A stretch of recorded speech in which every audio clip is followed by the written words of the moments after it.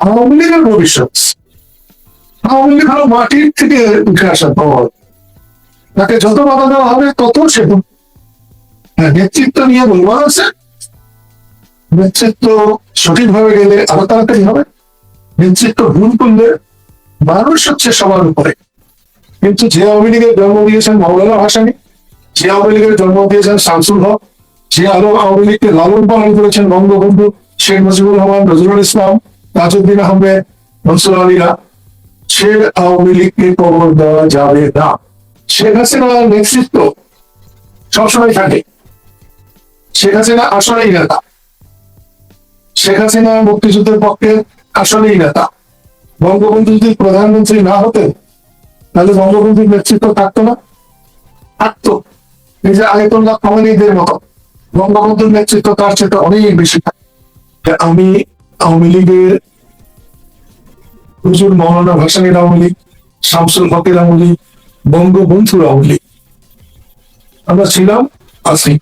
বাংলাদেশের মানুষের মধ্যে কিন্তু একটা ঐক্য হওয়া শুরু হয়েছে। আওয়ামী লীগ এক দল, বিএনপি আরেক দল। আওয়ামী লীগের মিটিং এ বিএনপি যাবে না, বিএনপি মিটিং এ আওয়ামী লীগ যাবে না, মিটিং এ যাবে না, কিন্তু জানাজাও যাবে না, একসাথে নামাজ পড়বে না। এতটা দূরত্ব আজকে বাংলাদেশে স্বাধীনতায় পরাজিতদের দিকে ঠেলে দিয়েছে। 24-এ যারা এসেছিলেন সমগ্র দেশের ভালোবাসা নিয়ে এসেছিলেন, তারা তাদের দেশবাসীর সাথে প্রতারণা করেছেন, এমনকি আমার সাথে প্রতারণা করেছেন। আপনি বঙ্গবন্ধুর পুত্রতুল্য, আপনি শেখ হাসিনাকে বোন বলছেন, বোন বলে সম্বোধন করছেন, আপনি মাতৃ চরিত্র তার মধ্যে দেখছেন। সেই বঙ্গবন্ধুর আওয়ামী লীগ, শেখ হাসিনার আওয়ামী লীগ, বাংলাদেশের মাটির আওয়ামী লীগ যদি আপনাকে আবারও সসম্মানে আওয়ামী লীগে বলে যে, আওয়ামী লীগ যদি সময়ের প্রয়োজনে বলে যে সসম্মানে বঙ্গবীর আপনি আসুন, তাহলে কি আবারও আওয়ামী লীগে আমরা দেখতে পাবো বঙ্গবীর? আমি আপনাকে একটা কথা বলি, আপনার নাম সাজ্জাদ কাদির, একটা বলি, আমাকে কোনো সম্মান দিতে, কোনো সম্মান দিতে হবে, আমাকে সামান্য সুযোগ দিতে, সেগুলো পাওয়া যায় না। চাটুকারের কারণে নানান কিছু হয়, আমরা তো কান কথা শুনি নাই, আমাদের কান নাই ওই ব্যাপারে, আমরা কাউকে কান কথা বলিও নাই। আমরা রাজনীতি করেছি 100 টাকা দিয়ে কোনো পদ নেই নাই, আবার 1000 টাকায় কাউকে পদ দিয়েও নেই এবছর। সেই জন্য আমাদের নিয়ে সামান্য মুশকিল হলো যে আমরা বঙ্গবন্ধু শেখ মুজিবের কর্মী ছিলাম, আমরা তার কর্মচারী ছিলাম না। কিন্তু এখন রাজনীতিতে কর্মী নাই, নেতা নাই, কর্মচারী আছে। আমরা যে কদিন বাঁচবো কর্মচারী থেকে, সাধারণ মানুষের মতো বাঁচতে পারলে বঙ্গবন্ধুকে বুকে লালন করে যেতে চাই। বঙ্গবন্ধু আমার ভালোবাসা, বঙ্গবন্ধু আমার প্রেম, বঙ্গবন্ধুর আদর্শ আমার আদর্শ, মুক্তিযুদ্ধের আদর্শ আমার আদর্শ। আমি আবার আপনাকে বলছি, খুব আশা করে বলছি, খুব উন্নত ভবিষ্যৎ, অদূর ভবিষ্যৎ, সব মুক্তিযুদ্ধের মানুষ এক, 71-এর মতো মুক্তিযুদ্ধের চেতনা এক। সেখানে আমাদের যারা যত ভুল ত্রুটি আছে সেগুলো যতটা পারা যায়, যতটা পারা যায়, আমরা যদি সেটা বাদ দিয়ে, ছেড়ে দিয়ে, নিজের দম্ভকে ছেড়ে দিয়ে আমরা যদি এগোতে পারি, দেশ সবার বড়, দেশের মানুষের কষ্ট সবার কষ্ট, তাহলে অনেক দূর যেতে পারবে। আমি জিয়াউর রহমানকে পাকিস্তানের দালাল বলবো, জিয়াউর রহমানের অনুসারীরা বঙ্গবন্ধুকে মাথায় তুলবে, এটা সত্য না। জিয়াউর রহমান কখনো পাকিস্তানের দালাল ছিল, যুদ্ধটা অনেক দায়িত্ব পালন করেছে। আমি ব্যক্তিগত ভাবে তাকে যুদ্ধের ক্ষেত্রে দেখেছি, আমি তাকে সাহায্য করছি, আমাকে উনি সাহায্য করেছেন। মুক্তিযুদ্ধে তার ভূমিকা অবিস্মরণীয়, আমাকে উৎসাহিত করছে, সেটাকে অস্বীকার করে চলার কোনো কারণ নেই। এখানে একটা প্রশ্ন আসে যে জিয়াউর রহমান স্বাধীনতার ঘোষক, এটাও আমি মানতে পারি না। জিয়াউর রহমান স্বাধীনতার ঘোষক, জিয়াউর রহমান স্বাধীনতা বঙ্গবন্ধুর পক্ষের একজন ঘোষক, এবং সেই ঘোষক রেডিও টেলিভিশনের ঘোষকের চাইতে 1000 গুণ, লাখো গুণ, কোটি গুণ গুরুত্ব। On behalf of our great national leader Bangabandhu Sheikh Mujibur Rahman, একথা তিনি নিজ কণ্ঠে বলে যখন ঘোষণা দিয়েছেন বঙ্গবন্ধু সরিয়ে দিয়েছেন। এই ঘোষণা শাশ্বত, এই ঘোষণা যতদিন বাংলাদেশ থাকবে ততদিনই থাকবে, এবং এই ঘোষণার জন্য যে সম্মান সেটাও জিও। বঙ্গবন্ধু স্বাধীনতার ঘোষক, তাহলে যদি উনি স্বাধীনতার ঘোষক হতেন তাহলে অমন বিহার ও আমার great national leader Bangabandhu Sheikh Mujibur Rahman বলা হতো না। আর জিয়াউর রহমান যখন বলেছিলেন, I do hereby declare independence of Bangladesh, I Ziaur Rahman do hereby declare independence of Bangladesh, ওটা যদি আই শেখ মুজিবুর রহমান হতো আমার প্রসারণ দিতাম। যেটা যেভাবে হয়েছে আমার জন্যই হয়েছে। যারা বলেন বঙ্গবন্ধু ছিলেন না যুদ্ধে, যুদ্ধে ছিলেন না বলে আমরা যোদ্ধা ছিলাম, আমাদের শক্তি ছিল। বঙ্গবন্ধুকে অনুসরণ করেই আমরা মুক্তিযুদ্ধ করেছি, যে আমরা করছি। যদি আমরা এটাকে মেনে নিতে পারতাম এবং মেনে নেই, যাদের সুবিধা এর থেকে দূরে রাখা, দ্বন্দ্ব সৃষ্টি করা, তাদেরকে যদি আমরা পরাজিত করতে পারতাম তাহলে বাংলাদেশ এখনই সোনার দেশ। বাংলাদেশের মানুষের খুব বেশি কিছু চাই না, কিন্তু তাদেরকে যে রাস্তাঘাটে অপমান করা হয়, এতদিন যারা ছিলেন তারা এক মার্কায় করেছে, এখন যারা আছেন তারা এক মার্কায় করার চেষ্টা করছে। মনে হয় তাই যে চেষ্টা করছে, আমি জানি না কতটা, কিন্তু তিনি যদি এটা সাকসেস হন, তার তৃণমূল পর্যায়ের লোককে যদি তিনি মানুষের সাথে ভালো ব্যবহার করার কথা বলতে পারেন, করাতে পারেন, তাহলে তিনি কথা স্মরণীয় একজন নেতা। আমি মুক্তিযুদ্ধ করেছিলাম, যে সময় তারেক রহমানকে আমি করে নিয়েছি, ওকে আমি করে নিয়েছি, কারণ জিয়াউর রহমানের বাড়িতে আমার প্রবাদ যাত্রা ছিল। সেই তারেক রহমান আজকে দেশের প্রধানমন্ত্রী। আমি বলতে পারবো না যে আমি আজকে তারেক রহমানের চাইতে বড় নেতা। তার দল আছে, পরিশ্রম করেছে, তার দল ক্ষমতায় গেছে, এটাকে মেনে নিতে। আমাদের দেশে এই মেনে নেওয়ার স্বভাবটা খুব কম। আপনি সরাসরি হয়তো উত্তর দেবেন না, আপনি নানা ইঙ্গিতে বলছেন যে আমরা সবাই আবার খুব শীঘ্রই এমন একটা সময় আসবে যে আমরা ঐক্যবদ্ধ হব। আমি আওয়ামী লীগ প্রশ্নে বলছিলাম যে আপনাকে যদি সম্মানে আওয়ামী লীগের আহ্বান জানানো হয়, আপনি আবার আওয়ামী লীগ আবারও বলছি আপনাকে, আমি ঘুরিয়ে পেছিয়ে কথা বলে আমি পছন্দ করি না, পারি। আমরা বঙ্গবন্ধুর সৈনিক, এখানে কোনো ভেজাল নেই। বঙ্গবন্ধু আমার প্রাণ। যে অসুবিধাগুলো আছে সেটা তাড়াতাড়ি দূর হলে একটা, না হলে আরেকটা। আমি একটা দল করেছি, তার নাম কৃষক শ্রমিক জনতা লীগ। আমার একটাই মাত্র ছিল, তার নাম লীগ। আমার কৃষক শ্রমিক জনতা লীগ আমার কাছে সন্তানের, আমি চট করেই তাকে গলা টিপে কোথাও চলে যাবো, এটা আমার দ্বারা সম্ভব না। আগে আমার সন্তানের কি হবে সেইটা দেখার দরকার আগে। আমি বঙ্গবন্ধুর ছিলাম, বঙ্গবন্ধুর আছি, মুক্তিযুদ্ধের ছিলাম, মুক্তিযুদ্ধেরই আছি। হ্যাঁ, আমার কিছু দোষ আছে যে আমি অন্যকে অপমান করা পছন্দ করি। আমি অন্যকে লোকজনদের সাথে মোটামুটি চমক রাখি। কদিন আগে আমি হোম মিনিস্টারের কাছে গিয়েছিলাম, ঘরে ঢুকতে ঢুকতে বলেন, কাদির ভাই আপনারা বলছিলেন তারেক রহমানের সাথে আপনি ভেস্তেও যাবেন না। দেখেন, আমি হালকা কথা বলা পছন্দ করি। আমি বলেছিলাম জামাতের সঙ্গে ভেস্তেও যাব। তারেক তখন অতটা হয় নাই যে তারেককে নিয়ে কথা বলতে হবে। আপনি ওটা শুনলেন তারেকের সাথে ভেস্তেও যাব না। এই জামাত ইসলাম লালদিঘি ময়দানে নিজামী যখন খালেদা জিয়া প্রধানমন্ত্রী থাকতে তার চুলের মুঠি ধরে টেনে নামাতে চেয়েছিলেন, আমি টাঙ্গাইলে প্রায় লাখ লোক নিয়ে তার প্রতিবাদ করেছিলাম যে একজন মুক্তিযোদ্ধার স্ত্রীকে, একজন বয়স্ক মহিলাকে চুলে ধরে টেনে নামানো চায় না। এরকম চলে। আপনি আবার বলছি, হতাশ হবেন না। আল্লাহ সব দেখেন, আল্লাহ সব জানেন, তার সন্তুষ্টি ছাড়া কিছু না। এবং তার সন্তুষ্টিতেই বলছি, আওয়ামী লীগকে কবর দেওয়া যাবে না। যারা এটা করছে তারা ভুল করছে। আমি সেদিন বঙ্গবন্ধুর জন্য দোয়া খায়র করেছি, মিলাদ করেছি। আপনি সম্প্রতি বঙ্গবন্ধুর সমাধিতেও গিয়েছিলেন, বেশ ছবি ভাইরাল হয়েছে, তাই কি? না, আমি যাবো। ছবি তো নানা ভাবে দেয়, আমি যাবো। পুরোনো ছবি, তাহলে ওগুলো পুরোনো ছবি। পুরোনো ছবি আমার কাছে খুব খারাপ লেগেছে, আমার টাঙ্গাইলের বাসায় মিলাদ করতে দেওয়া হয় নাই, সফিপুরে মিলাদ করতে দেওয়া হয় নাই, আরো কয়েক জায়গায় মিলাদ করতে দেওয়া হয় নাই।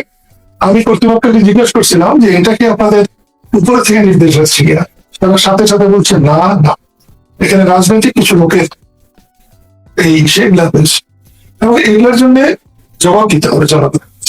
আপনি এই সরকারের, সবাই বলছে যে দেশ চলছে না, খুব একটা সমালোচনা করছেন না আমাদের এতক্ষণের আলাপে। আজকে পারিবারিক ভাবে আপনি নিজেকে ক্ষতিগ্রস্ত। আমি কি আপনাকে বলেছি যে সরকার খুব ভালো চলছে তা বলি না, এটা করছেন না। হ্যাঁ, অন্যেরা যেভাবে বলে আমি সেভাবে বলতে পারি না, বলতে চাইও না, কারণ সেটা হলে আমার বিবেকের বাইরে যায়। আপনি নিজে ক্ষতিগ্রস্ত। আমাদের আরেকজন শ্রদ্ধেয় বীর মুক্তিযোদ্ধা আপনার বড় ভাই লতিফ সিদ্দিকী, জানি না আইন আদালত বুঝবে, আমাদের সাদা চোখে মনে হয় যে মিথ্যা হয়রানিমূলক মামলায় তিনি এখন জেলবন্দী। এই বয়সে, জীবনের একদম শেষ প্রান্তে, এই বয়সে আইন আদালত বিচার ব্যবস্থা নিয়ে আপনি কি বলবেন? আসলে লতিফ ভাইয়ের কথা যখন মনে হয় তখন বড় কষ্ট লাগে। আমাদের পরিবার ছিল একটা রাজনৈতিক পরিবার। আমার দাদুর নাম আলাউদ্দিন সিদ্দিকী, মহাত্মা গান্ধীর সঙ্গে তিনি রাজনীতি করেছেন। অটল বিহারী বাজপেয়ীর ড্রয়িং রুমে আমি দাদুর ছবি দেখেছি, ওর আগে আমি দাদুর চেহারা দেখি নাই কোনোভাবে। তারপরে উনি অসময়ে মারা যাওয়ায় আমরা ভালো ছিলাম। 58, 57, 58 থেকে 58 এগুলোতে ভাই রাজনীতিতে আসায় আমরা আবার উঠে উঠে দাঁড়াই, ঘুরে দাঁড়াই। লতিফ ভাই ছিলেন ভীষণ সাহসী, আমি ছিলাম ভীষণ ভীরু। আমার নাক ঘামতো, কান ঘামতো, মিটিং এর ভিতরে থেকেও আমার নাক কান ঘামতো। সেই মানুষ লতিফ সিদ্দিকীকে দেখে আমি রাজনীতিতে এসেছিলাম, তাকে দেখে আমি বঙ্গবন্ধুকে পেয়েছিলাম, বঙ্গবন্ধুকে পেয়ে আমি দেশকে পেয়েছি। সেই জন্য তার 87-88 বছর বয়সে মিথ্যা মামলায় তাকে দেশে জেলে নেওয়ায় আমি খুবই মর্মাহত, আমার খারাপ লাগছে। জেলটাটা আমাদের কাছে বড় কথা না। লতিফকে যখন কোর্ট থেকে নিয়ে যায়, আমি পাশে দাঁড়ানো ছিলাম, তার হাতে যখন হ্যান্ডকাপ পরানো হলো তখন সাংবাদিকরা জিজ্ঞেস করছিল এরকম একজন প্রবীণ মানুষকে হ্যান্ডকাপ। আমি বলছি কি বলবো আপনাকে, হ্যান্ডকাপ তো আমাদের কাছে নববধূর দুহাতের চুরি, আমরা ওটাই বিশ্বাস করি। লতিফ ভাইয়ের এই মামলাটা একেবারে বানানো সাজানো। যে সময় এই ঘটনা ঘটেছে সে সময় লতিফ ভাইয়ের সঙ্গে সরকারের কোনো ভালো সম্পর্ক ছিল না এবং তিনি পদত্যাগ করেছেন 14 সালের, তাকে বহিষ্কার করা হয়েছে 14 সালের 30শে সেপ্টেম্বর খুব সম্ভবত। সেই জন্য দেখা যায় আইনের প্রতি এখনো আমাদের বিশ্বাস আছে। সেদিন গিয়েছিলাম, আমাকে আমার ভালো মনে হয়নি। 3 তারিখে, আগামী মাসের 3 তারিখে আবার ডেট দিয়েছে। ও পর্যন্ত কাগজপত্র, তার নামে অভিযোগ কি সেই কাগজপত্র দেওয়া হয় নাই, মনে হয় কাল অথবা আজ কাগজপত্র দিয়েছে। আপনি দোয়া করবেন, দোয়া করবেন, জেলে যদি মৃত্যু হয় হবে, আর যদি মানুষের দোয়ায় আমরা মানুষের কাছে থাকতে পারি সেটা একটা। হঠাৎ করে আমাদের এই শ্রদ্ধেয় মানুষটাকে অ্যারেস্ট করা হলো কেন? আওয়ামী লীগ আপনাদেরকে নিয়ে সংগঠিত হতে পারে এমন কোনো হয়নি? বর্তমান যারা শাসনে আছে, ক্ষমতায় আছে, এমন কোনো ভয় কি কাজ করেছে? এমনটা হতেও পারে, হতেও পারে, আমি সোজা মানুষ অত তো বুঝতে পারি না, কিন্তু তুমি হতেও পারে। একটি কথা জানবে, লতিফ সিদ্দিকী গত অগাস্ট মাসে, গত বছর 28 তারিখ অনেকগুলো সাংবাদিক, ভালো ভালো মানুষ সহ তারা দেশের কথা বলতে গিয়েছিল, মুক্তিযুদ্ধের কথা, সংবিধানের কথা, যারা সেখানে গোলমাল করেছে তাদের কাউকে ধরা হয়নি, যাদের উপরে গোলমাল করা হতো তাদেরকে নিয়ে জেলখানে রাখা হতো। উনি জেল খেটে বেরিয়ে এসেছিলেন। লতিফ সিদ্দিকী জেলে যাওয়ায় গত অগাস্টে তার সম্পর্কে যে আলোচনা হয়েছে ওর আগে 10 বছরের মতো আলোচনা পায়। লতিফ সিদ্দিকী এবার জেলে যাওয়ায় তার চেয়ে তো 10 গুণ বেশি, আরো বেশি আলোচনা হয়েছে। আমি মনে করি একজন রাজনৈতিক নেতা যখন ময়লা হয়, একটা ধোপা যখন কাপড় ধুয়ে পরিষ্কার করে দেয়, একজন রাজনৈতিক নেতা জেলখানায় গিয়ে সেই রকম পাক সাফ পরিষ্কার হয়ে বেরিয়ে আসবে। এবং আমার বিশ্বাস তিনি অনতি বিলম্বে বেরিয়ে আসবেন আইনের মাধ্যমে। আর যদি না হয় আন্দোলন, আমরা সারা জীবন করেছি, আন্দোলন করলে যেভাবেই হোক চলে যাবে।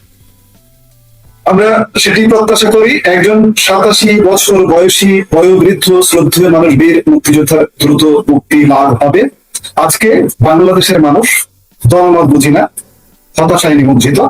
বাংলাদেশ এমন কোন সেক্টর নেই যে ভালোভাবে চলছে, মানুষ চলাফেরা করতে পারছে না, মানুষের চলাফেরার স্বাধীনতা নেই, মত প্রকাশের স্বাধীনতা নেই, মানুষ হতাশায় নিমজ্জিত। আমরা অনুষ্ঠানটা শেষ করব।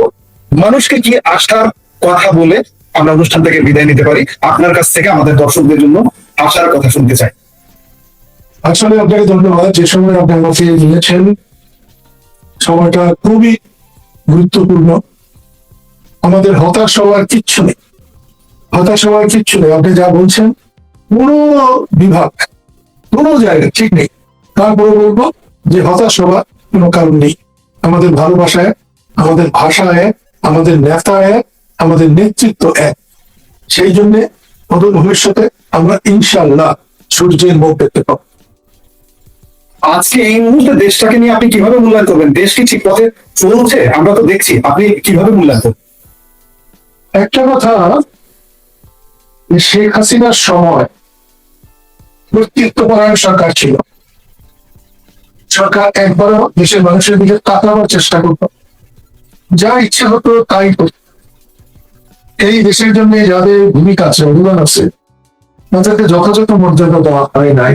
এই সময় তার প্রেক্ষিতে 24 এসেছে। 24-এ যিনি এসেছিলেন তার নাম ডক্টর ইউনূস।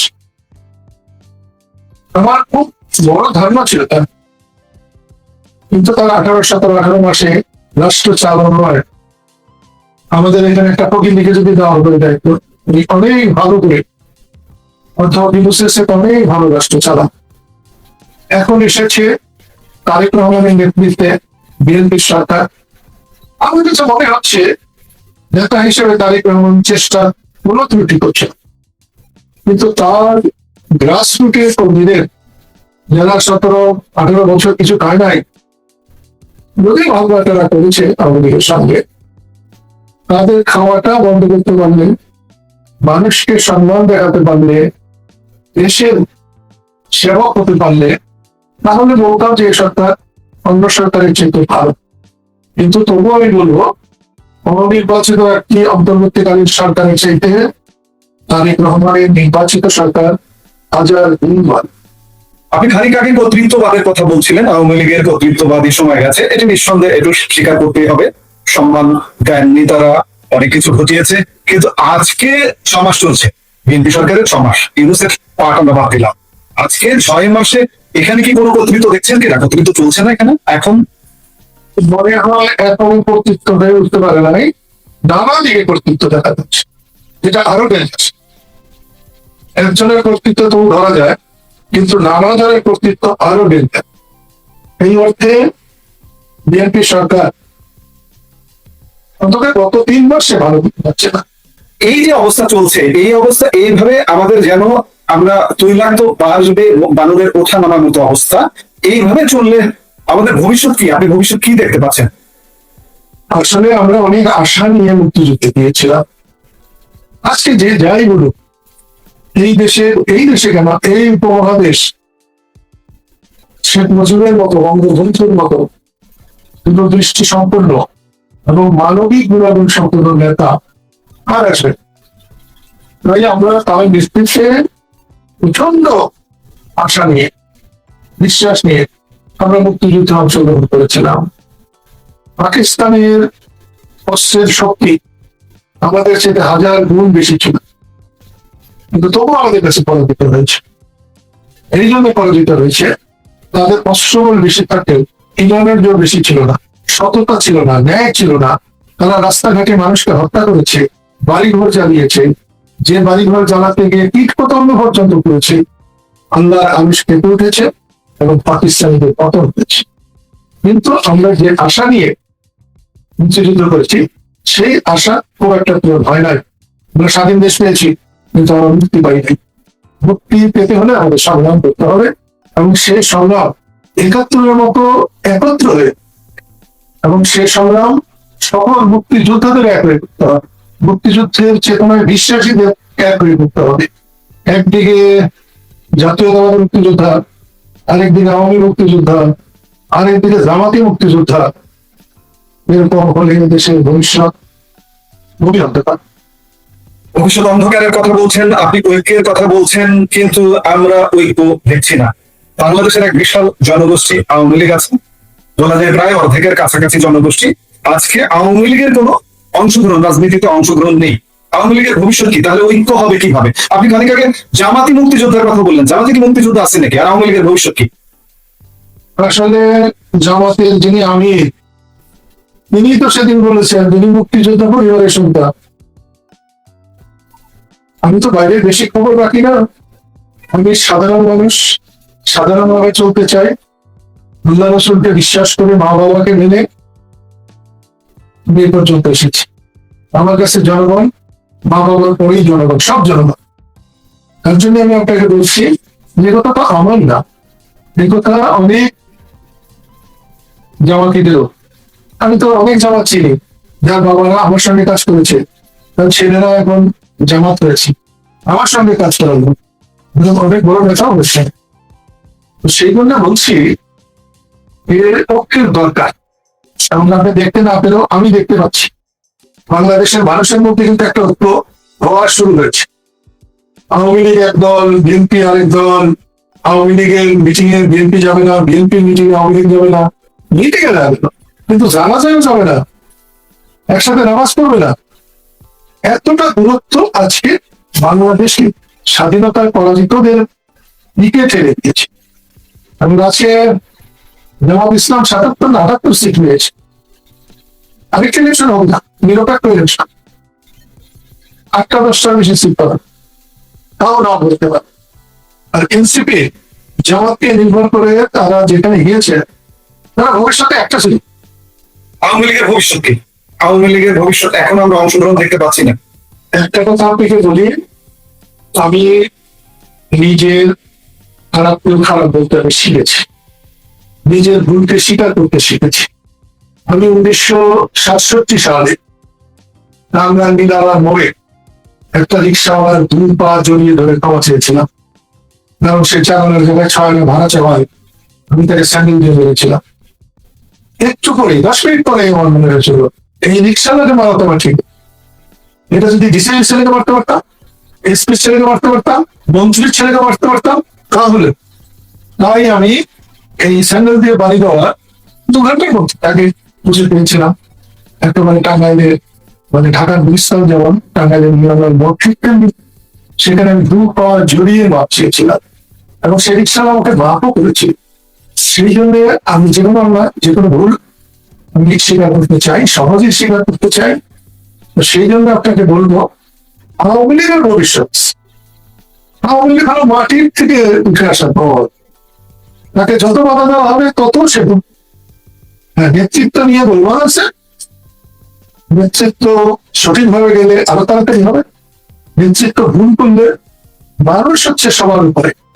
আজকাল দেখছি সবার আগে বাংলাদেশ, আমি জানি কোন টিভিতে একটা অনুষ্ঠান করতাম, সবার উপরে দেশ, আমার কাছে খুব ভালো লাগছে। আপনাকে তাই বলছি আওয়ামী লীগের সমর্থন আছে, আওয়ামী লীগের সেটা শেখ হাসিনার নেতৃত্বের রাজনীতি, এই কথা আমি বলতে পারবো না, বলবো না।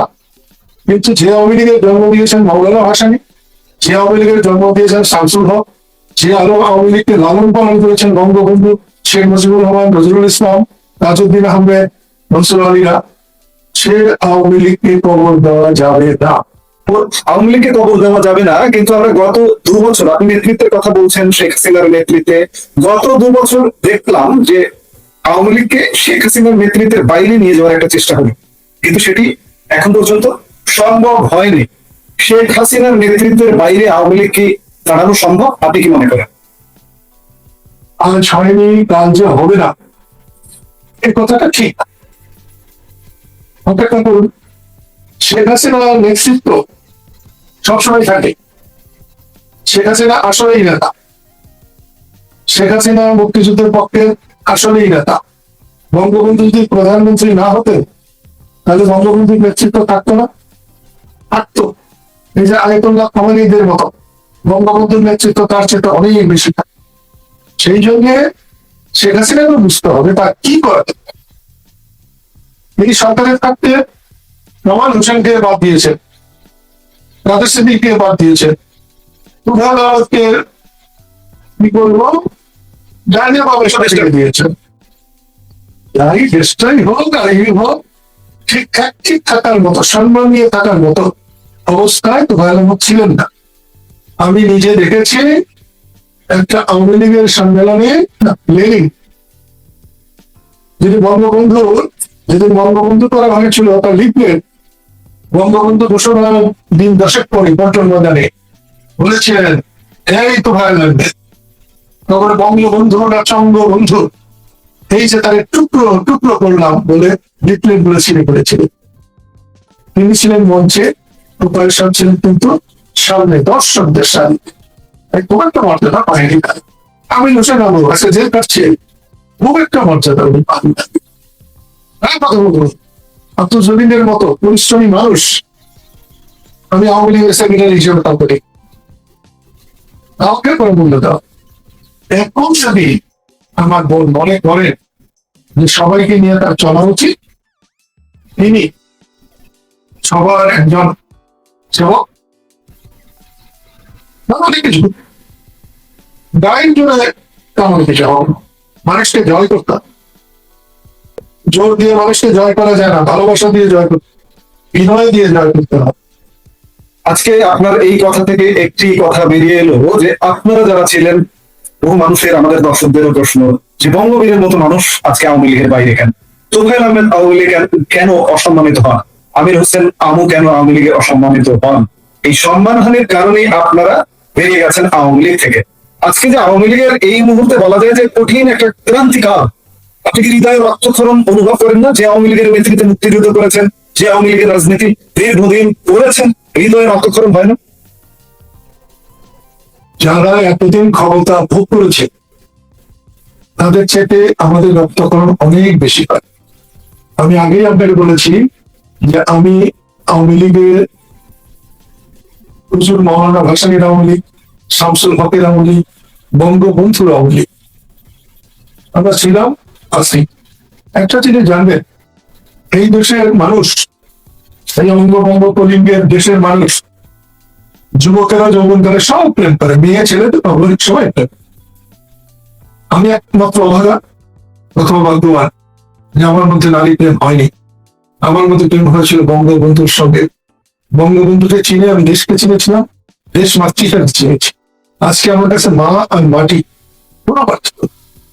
সেই জন্য বলছি আশাহত হবেন না, আশাহত হবেন না। মানুষের দুঃখ যখন আসে তার সাথে সাথে সুখ আসতে থাকে।